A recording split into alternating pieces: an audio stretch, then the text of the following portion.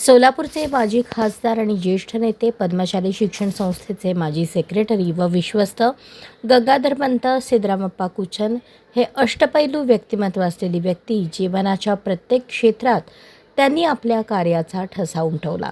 सहकार आणि शिक्षण क्षेत्रात त्यांचे मोठे योगदान होते. विविध संस्थांचे मुख्य प्रवर्तक, संस्थापक, सेक्रेटरी, विश्वस्त, तज्ज्ञ, संचालक या नात्याने त्यांचे कार्य व मार्गदर्शन मोलाचे होते. अशा या युगंधर विणकर रत्न गंगाधरपंत कुचन यांचे मंगळवार दिनांक 12 मे 2026 रोजी पहाटे निधन झाले. त्यानिमित्त पद्मशाली शिक्षण संस्थेने शोकसभेचे आयोजन केले होते. पद्मशाली शिक्षण संस्थेचे सेक्रेटरी म्हणून त्यांनी कार्य केले. संस्थेला 100 पूर्ण झाल्याने संस्थेचे 26 जानेवारी 2012ला शताब्दी महोत्सवाचे उद्घाटन कार्यक्रमाचे अध्यक्षपद त्यांनी भूषवले. कुचन प्रशालेला 75 वर्षे पूर्ण झाल्याने अमृत महोत्सव उद्घाटन कार्यक्रमाचे अध्यक्षपद त्यांनी भूषवले होते. शोकसभेच्या प्रारंभी गंगाधरपंत कुचन यांच्या प्रतिमेस मार्कंडेय सहकारी रुग्णालयाचे प्रेसिडेंट सत्यनारायण बोल्ली यांच्या हस्ते पुष्पहार अर्पण करण्यात आला.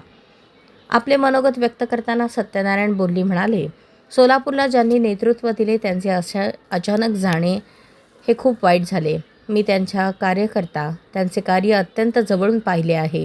त्यांनी हैदराबाद रोडला विडी कामगारांसाठी घरकुल निर्माण केले. लोकांना चांगल्या आरोग्य सुविधा मिळाव्यात म्हणून सोलापूर रुग्णालय व अश्विनी रुग्णालय निर्माण करण्यात मोठे योगदान दिले.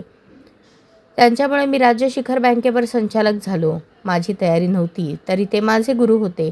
त्यामुळे त्यांचे मला ऐकावे लागले. आज त्यांची उणीव भासेल. बहुआयामी व्यक्तिमत्व माझ्या पाठीशी होते. आज दाद मागण्यासाठी कुणीही नाही.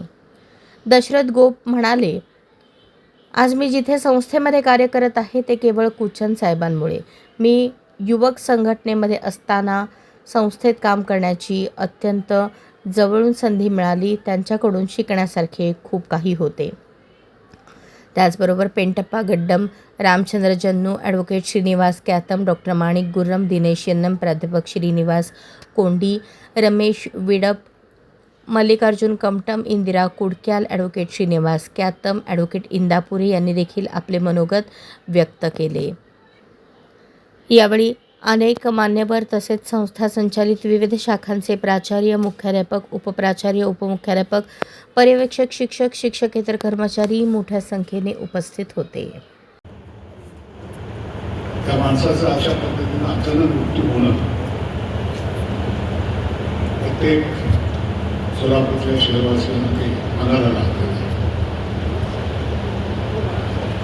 त्यांची सुरुवात सहकारामधूनच झाली आणि ते होत असताना 2दा त्यांनी खासदारकी पण घोषित. तिसऱ्या वेळेला देखील त्यांनी खासदारकी मागितली, पण थोडी अडचण आली आणि ते त्यांना मिळालं.